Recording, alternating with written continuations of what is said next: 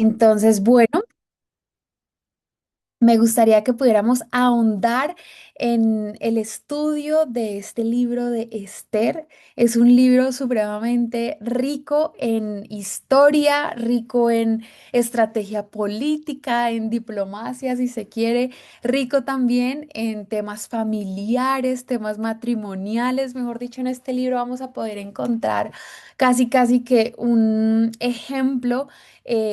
Digamos, positivo y también de cómo no hacer algunas cosas pues que son de nuestra vida cotidiana como seres humanos. Y he titulado este mensaje como el romance de la providencia. Ahorita vamos a ver un poquito más acerca de por qué hablamos de providencia, pero esta palabra va a ser clave para poder entender lo que se nos viene en esta aventura que les propongo que podamos compartir juntos en conocer de qué se trata este libro. Evidentemente, pues además de un contexto general del libro, capítulo a capítulo, voy a hacer énfasis pues en el primer capítulo, en el primer digamos, en ese abrebocas que nos permite como ir escudriñando ya después más a profundidad lo que sucede con el pueblo de Israel, lo que sucede con Esther, con su tío Mardoqueo, con el rey también que vamos a ver que es un rey muy particular y también con algunos villanos de la historia. Entonces, abróchense los cinturones porque esto va a estar muy chévere. Vamos entonces a pasar a algunos, digamos, datos curiosos que tal vez no sabían acerca del libro de Esther. El primero con el que quiero empezar es que esta historia se desarrolla más de 100 años después del exilio babilónico.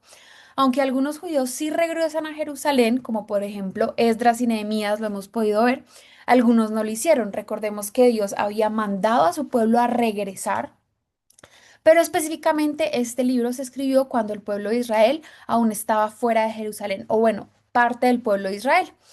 En ese orden de ideas, pues nos podemos dar cuenta que el lugar donde estaba situada, donde estaba situada esta historia, es en Persia, ¿sí? Este libro trata de, digamos, de Esther, pero en una comunidad judía viviendo en Susa, ¿sí? La ciudad capital del antiguo imperio persa.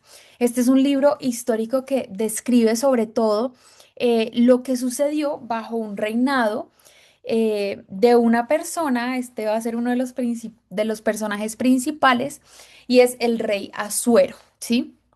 Él era el que estaba gobernando en ese momento, era un gobierno ajeno, digamos, a los hombres y mujeres de Dios, porque efectivamente, pues, digamos que la comunidad judía estaba en territorio no familiar, ¿sí? No estaba en un lugar seguro, sino que estaban viviendo, pues, en una comunidad, en una ciudad, en un contexto, si se quiere, adverso o contrario incluso a pues a todo lo que tenía que ver con los principios del Señor y con lo que decía la Torá. ¿M? Entonces, recordemos, el pueblo de Dios en ese momento en el que estamos ahorita hablando del libro de Esther estaba fuera de Jerusalén, bajo el reinado del rey Asuero en Persia, específicamente en Susa, la ciudad capital de ese imperio romano, perdón, de ese imperio persa. ¿M? Ahora, importantísimo, y esto a mí me causó demasiada curiosidad, porque digamos que este libro es muy particular por el hecho de que Dios no es mencionado ni una sola vez durante todo el libro. Digamos que el libro se centra mucho en una historia, como les decía, del rey Asuero. Incluso el rey se menciona como 192 veces en el libro, pero Dios como tal, su nombre explícitamente no se menciona, y un poco eso nos puede parecer extraño porque pues obviamente la Biblia no se trata de Dios, claro que sí, pero esta vez hay una técnica, digamos, muy brillante de parte del autor, digamos, que escribió este libro. Aprovecho pues para contarles que el autor de este libro es pues anónimo, todavía pues como que no se sabe bien quién lo escribió. Hay algunos que dicen que puede ser que lo haya escrito Mardoqueo, otro de los personajes principales que ahorita les voy a presentar. Pero oficialmente como que está muy en interrogante quién lo escribió, qué ser humano lo escribió. Entonces les decía que este libro utiliza una estrategia muy brillante porque a pesar de que no menciona a Dios explícitamente, sí hace como una invitación constantemente a que mientras leemos la historia busquemos la actividad de Dios en, digamos, en los capítulos, ¿sí? Y esa actividad de Dios, ahorita vamos a profundizar más, pero es lo que vamos a denominar su providencia, ¿sí? Esas señales que hay de Dios, mejor dicho, en todas las páginas de este libro de Esther. ¿M? Ahora, importantísimo que esto también es algo, digamos, un poquito disruptivo cuando hablamos, digamos, de la Biblia, y es que, pues junto con Ruth, son los únicos libros que tienen nombres de mujer en toda la Biblia, o sea, es Ruth y Esther. Ahí, digamos, se acaban los nombres de mujeres en términos de los libros que están, de los que está compuesto la Biblia. Y aquí viene un poco el porqué del nombre que le di a este mensaje, y es que, pues, si bien ya vimos el libro de Ruth, habla mucho acerca de la redención, lo podríamos llamar como el romance de la redención. Este libro de Esther habla más como el romance, porque ahorita vamos a ver cómo Esther llega a ser la esposa del rey, y cómo esa relación, digamos, matrimonial salva, o es la que Dios utiliza para salvar luego a la existencia, digamos, del pueblo de Israel allá en Persia. Entonces, este libro podría llamarse como el romance de la providencia, porque si bien Dios no es mencionado explícitamente en este libro, sus señales, sus prodigios, sus formas, su voluntad, como que es muy latente, entonces sí la podemos identificar muy bien en esta historia. Pues evidentemente, para nosotros, digamos que conocemos de la palabra, que conocemos un poco de, o bastante de los libros que hemos venido estudiando hasta ahora, pues sabemos que efectivamente todo libro tiene como un hilo conductor y como convicciones muy firmes que nos permiten a nosotros como cristianos poder entender cada vez más cómo es el carácter de Dios. Y la idea es que podamos adentrarnos a ver cómo funciona la providencia de Dios, ¿sí? Sé que he mencionado mucho esta frase, perdón, esta palabra de providencia. Más adelante pues la vamos a como a escudriñar, pero sí me gustaría que pudiéramos como tener digamos, esta visión. Me gustaría hacer como una recapitulación de los libros que ya hemos visto, porque si bien cada libro, digamos, del Antiguo Testamento nos da como las vías, las pistas, las bases, los fundamentos, como quieran llamarlo, de la doctrina que nosotros tenemos en la actualidad. Esto lo podemos ver, por ejemplo, en Éxodo, que tenemos todo el tema de la redención, por ejemplo. Tenemos el tema del amor en la redención, enseñado en el libro de Ruth. Tenemos el libro de Job, que enseña mucho arrepentimiento, dependencia del Señor, convicción muy firme por Él. Tenemos también el libro bueno, de Jonás, que habla acerca también como de la resurrección, ¿cierto? Y bueno, grandes doctrinas de nuestra fe cristiana fueron enseñadas en estos libros del Antiguo Testamento. Esta no es la excepción. Vemos cómo, digamos, la providencia de Dios es el medio, si pudiéramos definirlo como algo, es el medio por el cual Dios dirige las cosas animadas, las cosas inanimadas, las cosas que podemos ver, las cosas que no se ven, las cosas buenas, las cosas malas. Digamos que esto lo hace a su propósito digno. ¿Qué significa esto? Pues que lo hace para que su voluntad finalmente prevalezca. Básicamente es como que su dominio, su reino prevalezca sobre todos. Entonces, vamos ahora a hacer como un brochazo por todos los capítulos del libro de Ruth. mm, Muy haciendo énfasis claramente pues en el primer capítulo, que es el que nos compete hoy, pero me gustaría que vieran y que pudieran como ponerse esas gafas de identificador de la providencia de Dios, cómo el Señor se mueve a través de ciertas cosas, situaciones, personajes, circunstancias, incluso errores humanos para que el final, digamos, de esta historia, de este libro, pudiera darle la gloria a él y pudiera también proteger, salvaguardar el pueblo que él ama, que como sabemos, pues estaba, digamos, en un territorio desconocido, ajeno, que es en Persia. Entonces, vamos a pasar a la siguiente diapositiva. Vamos a ir con el capítulo número 1. Y cada capítulo como que yo le coloqué también un poco como escudriñando toda esta parte del estudio bíblico que normalmente acompaña la preparación de este tipo pues de enseñanzas. A cada capítulo le coloqué como un subtítulo tipo novelesco para que podamos irnos como manteniendo muy digamos, al pendiente de lo que va sucediendo en la historia. Entonces, en el capítulo 1 digamos, el título que le puse o encontré es La mujer que rehusó obedecer a su marido. Entonces la historia comienza con el rey, digamos, obviamente pagano, haciendo unos banquetes súper extravagantes, unos banquetes, mejor dicho, que tiraban la casa por la ventana, comida, bebida, mujeres, parranda, baile, mejor dicho, fue un banquete un par de banquetes que duraron 187 días, literalmente.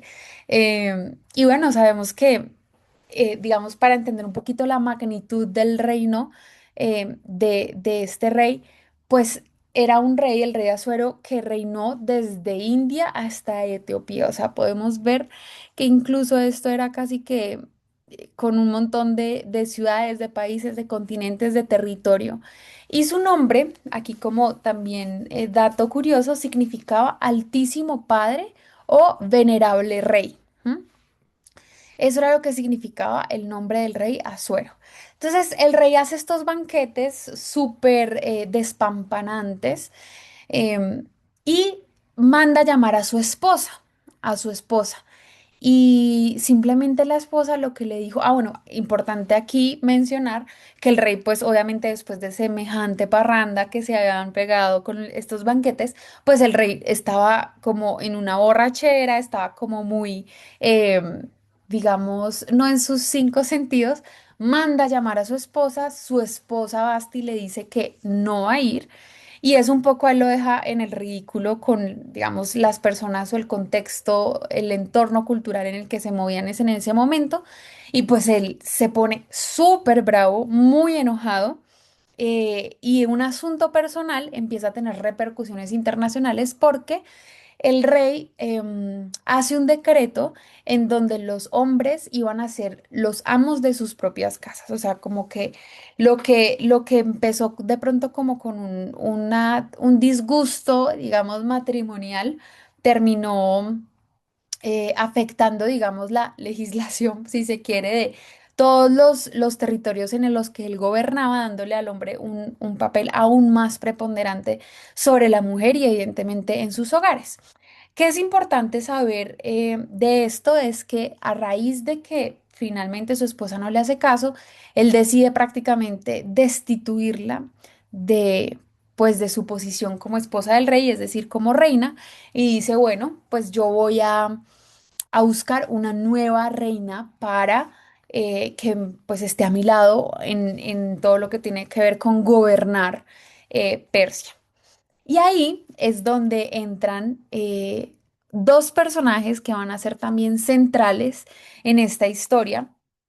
Y es que él dice, bueno, el rey, me refiero al rey Asuero, dice, voy a abrir las puertas pues, de mi castillo, yo no sé, como del lugar donde vivo, de mi palacio, para reunir a todas las jovencitas que pues están solteras, precisamente para que pues yo pueda ver y pueda elegir entonces a la nueva reina de Persia. En ese orden de ideas, pues Mardoqueo se entera de estas noticias, va y le cuenta a Esther y le dice, bueno, preséntate, ve y preséntate. Mardoqueo era el tío de Esther, ambos judíos. Recordemos, nuevamente estaban en diáspora, es decir, en el exilio. Ellos deberían haber estado otra vez, digamos, en Jerusalén, pero no habían regresado, seguían en Persia, en Susa. Entonces Esther, pues bueno, dice, yo voy a ir al concurso, digamos, de belleza. em, y bueno, se arregla y va al lugar.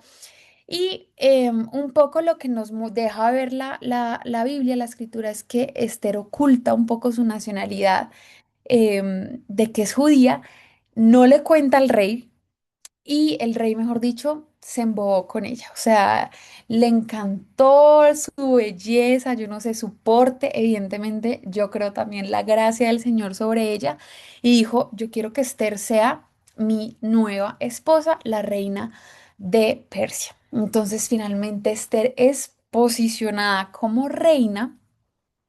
Y justamente en ese interregno, Mardoqueo escucha un complot que está haciendo uno de los personajes que vamos a ver a continuación para matar al rey, ¿sí?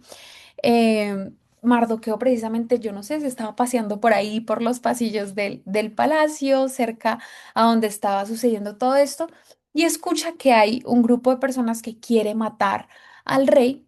Y entonces lo que hace Mardoqueo, yo no sé ustedes, pero esto parece novela, lo que hace Mardoqueo es decirle a Esther, que pues él escuchó que se estaba planeando prácticamente un golpe de estado, como el asesinato pues del mandatario, y Esther le dice a el rey Asuero, y es salvada la vida del rey Asuero. Entonces ahí fue como, digamos, la inaugurada de Esther en términos de confianza frente al rey.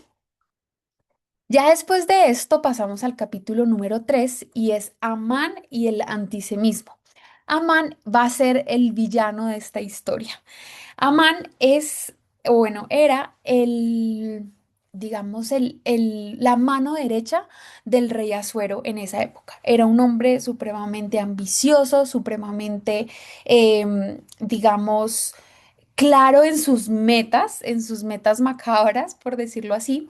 Pero aquí hay algo también importante que me causa mucha curiosidad, y que yo creo que esto también va a ser un punto, digamos, de interés cuando empecemos a escudriñar los libros que, digamos, que componen el libro de Esther más a profundidad. Y es que Amán tampoco era de Persia. Amán era cananeo. Y ustedes recuerdan que ese era uno de los pueblos enemigos de los judíos. En los libros que hemos estudiado nos hemos dado cuenta que efectivamente era uno de los pueblos con el que el Señor había sido muy claro de no casarse con este tipo de personas, de no combinar, em, pues, pueblos, para poder guardar mucho, pues, los principios del Señor y los mandamientos de la Torá. Bueno, Amán era cananeo.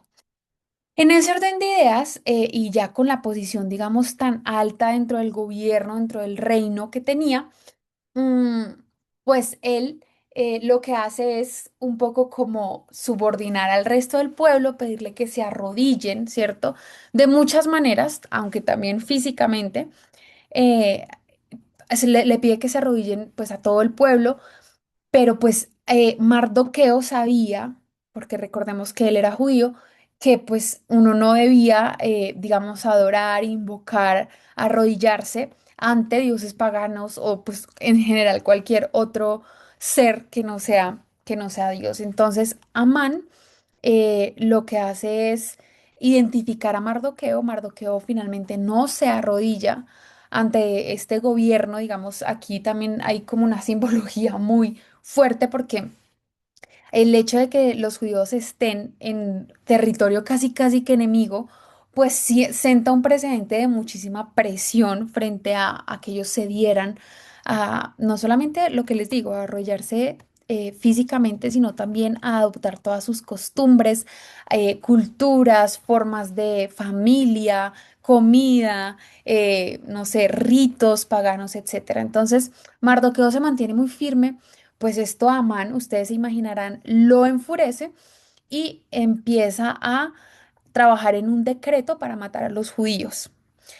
Y ahí es donde la historia, digamos, da un giro importante, porque precisamente al Amán traer a colación o empezar a diseñar este decreto, echa la suerte que se llama Purim, perdón, Pur, eh, suerte es Pur, echa la suerte el tiempo para aniquilar a los judíos.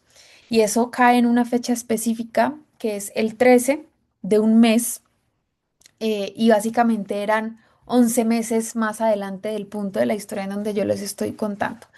Entonces, pues hay un banquete entre Amán y el rey celebrando pues como esta gran victoria del decreto pues para matar a todos los judíos.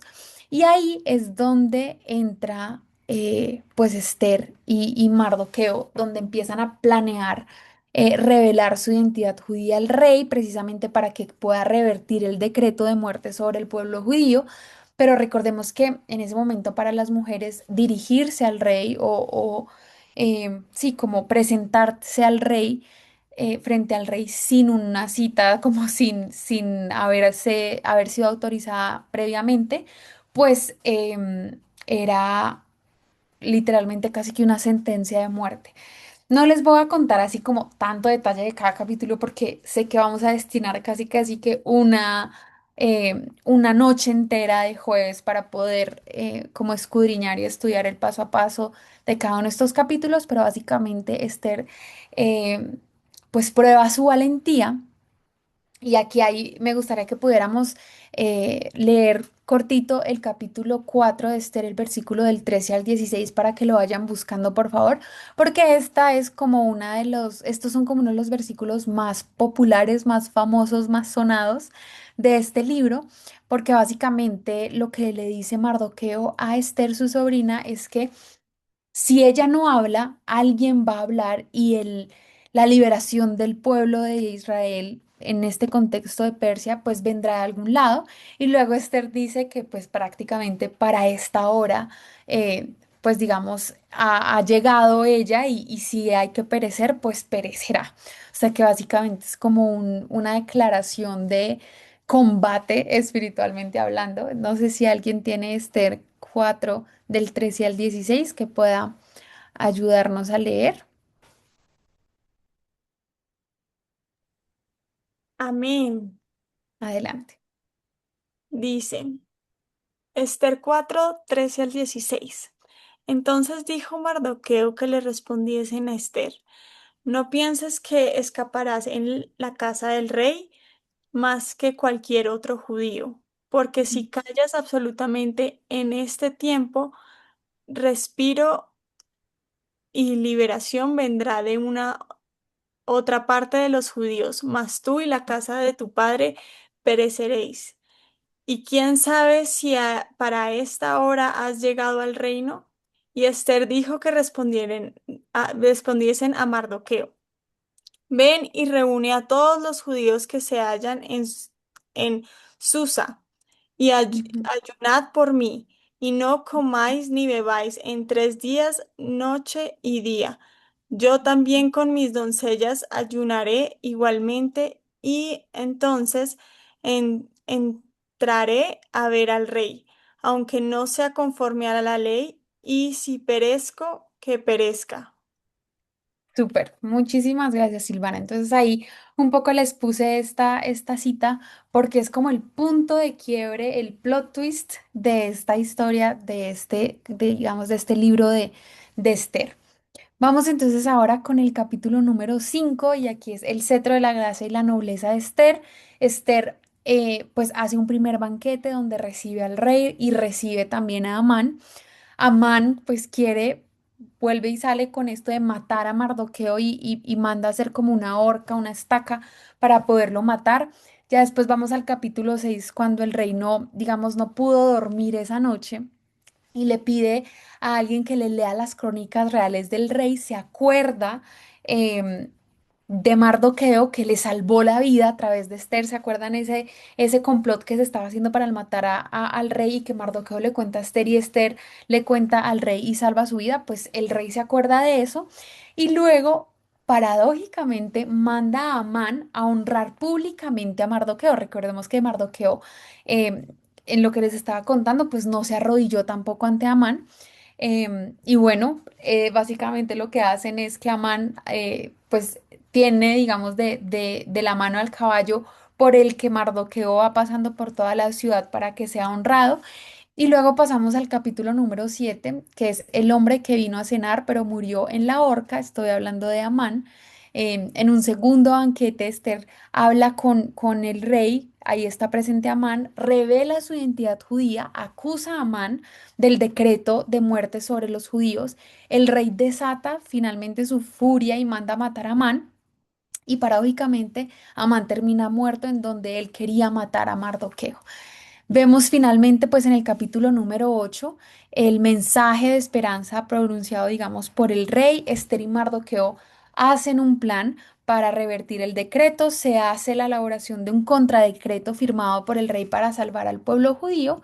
Y terminamos con la institución de la fiesta Purim. Y esto es importante porque, como les contaba anteriormente, la palabra Pur, que significaba suerte, que era como un poco los dados que habían tirado para saber cuál era el día de la destrucción del pueblo de Dios ahí en Persia, pues se transforma en una celebración de la victoria del pueblo judío sobre sus enemigos.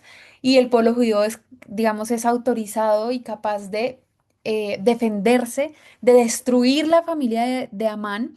Y finalmente, pues Mardoqueo pasa a, digamos, yo no diría tomar el puesto de Amán en el gobierno, pero sí, digamos, a ser la mano derecha, a tener gran influencia dentro del pueblo de Persia en, pues en esta historia.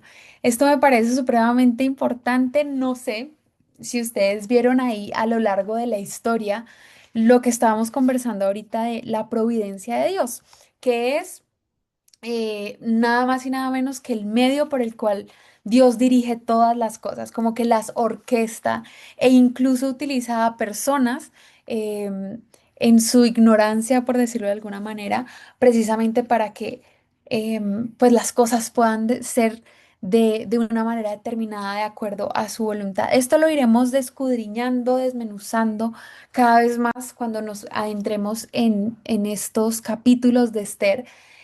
Pero no sé si ustedes se dieron cuenta de algo diferente de pronto a lo largo de esta presentación, con un color muy específico que utilicé cuando les fui contando capítulo a capítulo la historia de Esther y que tiene que ver con la providencia de la que estamos hablando, la providencia de Dios.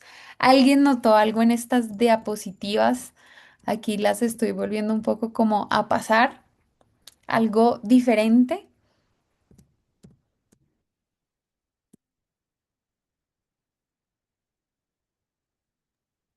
Como un color distinto tal vez.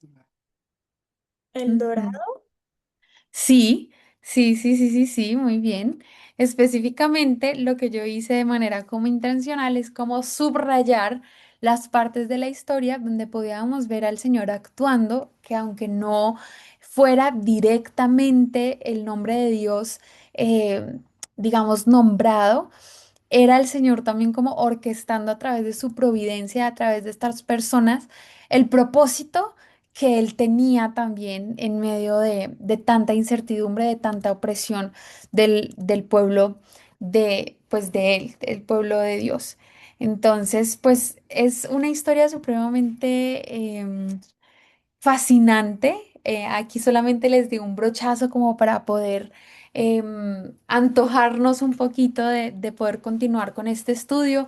Podemos ver cómo el libro inicia un poco exaltando a Amán y denigrando un poco la figura de Mardoqueo, representando a los judíos, y termina completamente al contrario, exaltando la figura de Mardoqueo. Y pues con Amán muerto podemos ver cómo empieza, digamos, o continúa la historia poniendo una amenaza sobre el pueblo de Israel, del cual, digamos, era perteneciente la misma reina, diciéndole Mardoqueo como en el versículo que leyó Silvana: ni creas que estando en el palacio del rey te vas a salvar incluso de lo que quiere hacer Amán con nosotros y nuestro pueblo.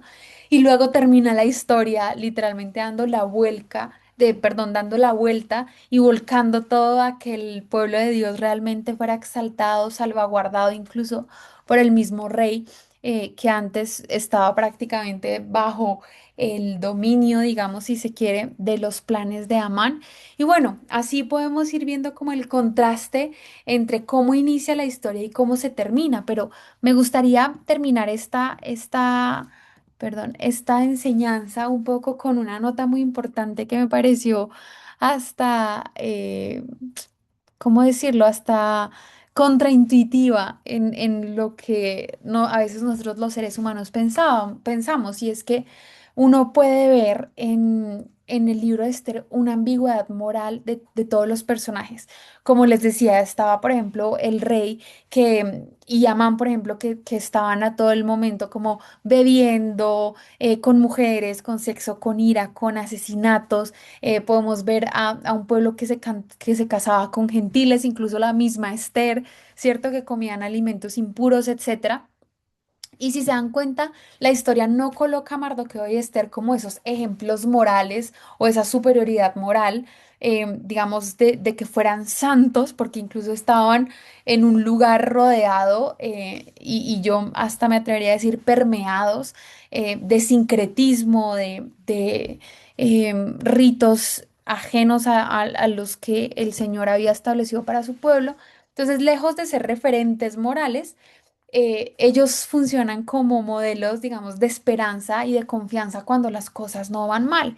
Y digamos que esto nos deja una lección importante, de que Dios puede seguir trabajando o que Dios puede trabajar más bien en el desorden y un poco en esa ambigüedad moral de la historia humana. Esto no queriendo decir en ningún momento que uno no deba ser santo, que uno no deba seguir un camino, o, digamos, del perfeccionamiento, pero el Señor eh, digamos, es provincial, a través de su providencia, actúa a pesar de la ambigüedad, de los errores, de la desobediencia, cuando uno se dispone a ser utilizado por Él.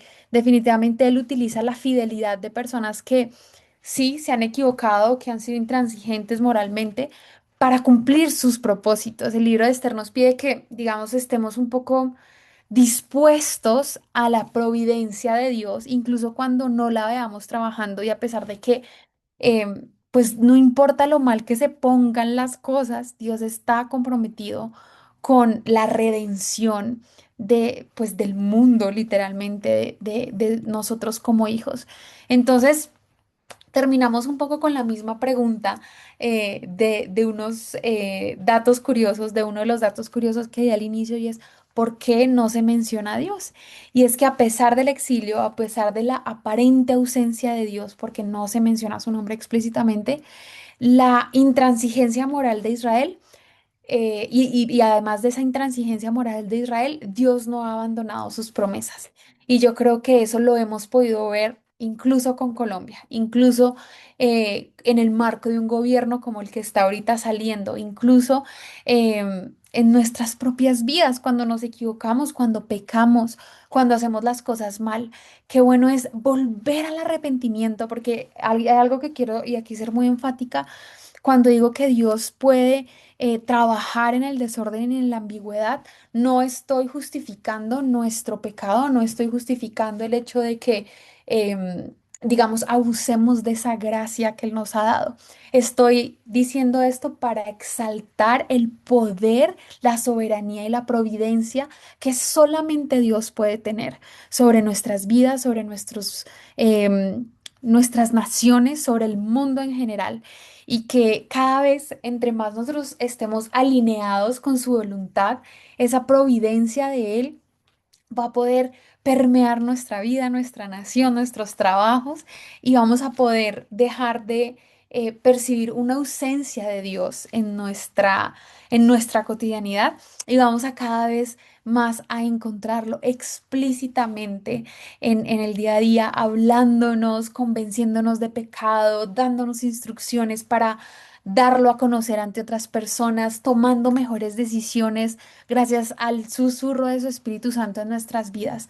Y bueno, está muy chévere que este capítulo pueda, digamos, tener este tinte novelesco, porque definitivamente vemos que nosotras como mujeres tenemos también un papel muy importante en, pues, en las historias que el Señor dejó plasmadas en la Biblia y cada vez que existe como esta, si se quiere, ambigüedad o falso empoderamiento de la mujer a costa de lo que se supone dice la Biblia, este tipo de libros nos deja ver todo lo contrario, nos deja ver que Dios ama, nos ama como mujeres, nos ha dado capacidades, habilidades diferentes a la de los hombres que se complementan con las de ellos y que definitivamente nosotros podemos tener incidencia e influencia en decisiones, mejor dicho, trascendentales, no solamente para un pueblo, sino para el reinado, en este caso, em, del rey de Persia, en todo lo que tiene que ver con la historia de cómo finalmente el pueblo de Dios, los judíos, pudieron ser rescatados de las garras de la muerte, literalmente. Entonces, pues sin más, me gustaría que pudiéramos asimismo orar para cerrar este espacio, porque definitivamente cuando uno como que estudia es como si uno inhalara, ¿cierto? Como que aprendes, aprendes, aprendes, pero qué rico también es poder orar, como en esta analogía que les estoy contando, como exhalando, para poder también tener como esa escucha activa del Espíritu Santo de qué es lo que nos quiere mostrar y abrir desde ya la puerta a que el Señor actúe sobre nosotros mientras nosotros estudiamos estos próximos meses este libro de Esther. Y Padre, te damos gracias porque sabemos que eres un Dios que tiene una providencia, una soberanía, mejor dicho, espectacular. Te damos gracias porque sabemos que los planes para nuestras vidas, como lo hemos visto desde el inicio de los tiempos a través de lo que hemos estudiado en la Biblia, son de bienestar para nosotros, Señor. Son buenos, son perfectos, son agradables, Padre. Perdónanos por todas las veces que hemos estado en algún sitio como Persia, física o espiritualmente hablando, huyendo, Señor, de tu directriz de regresar a ti, de regresar al lugar en donde tú nos has puesto y de alguna manera nos hemos expuesto a contextos como este en donde personas, circunstancias han querido venir a robar lo que tú tienes para nosotros. Perdónanos porque muchas veces hemos creído que en nuestras propias fuerzas podemos hacer las cosas y terminamos enrollados, Señor, en decretos de muerte. Hoy te pido, Señor, que así como Esther pudo tomar valentía, así como Mardoqueo conocía lo que era correcto, hoy tú puedas darnos, Señor, esos lineamientos tan claros para ser Mardoqueos y Esteres, Señor, de en esta nación, que puedan ayudar a liberar, Señor, a tu iglesia, Señor, a tu pueblo, a nuestras familias, Señor, que puedan que podamos declarar tu nombre libremente en nuestra nación, Padre. Ayúdanos también a ser sensatos con todos esos amanes, Señor, con todos esos reyes perversos, Señor, gobernantes, Señor, que definitivamente solamente buscan lo suyo, Señor. Ayúdanos, Señor, a no elegir, a no venerar, Señor, a nadie más distinto a ti, Padre. Ayúdanos a identificar esos asueros, Señor, dentro de los lugares de gobierno, Padre, para que haya una, Señor, digamos, una forma en la que tú puedas entrar y desautorizar a todas estas personas que quieren venir a destruir, Señor, a tu pueblo, a tus hijos, y ayúdanos a tener voces empoderadas, pero en ti, Señor, precisamente para hablar en representación de tu nombre, en representación de lo que tú quieres para nosotros, como iglesia, como nación, como familias, como hijos tuyos, Señor. Bendecimos este tiempo, bendecimos desde ya todas las enseñanzas que se vienen, esta racha de estudio de el libro de Esther, para que tú nos puedas mostrar realmente cuál es el diseño original, Señor, de nosotras como mujeres, con autoridad, con valentía, Señor, a tu manera y no a la nuestra, Señor, que nos puedas también mostrar cuál es el papel, Señor, de nosotros como familia, Señor, como autoridad que tú nos has dado aquí en la tierra como iglesia, Padre. Gracias te damos, abre nuestros oídos espirituales para poder seguir escuchándote cada vez más claramente, Señor. Y de verdad, danos ese espíritu de valentía, de Esther y esas estrategias también tan sabias de Mardoqueo para poder seguir haciendo trastornar, Señor, nuestra nación. En el nombre de Jesús, amén y amén.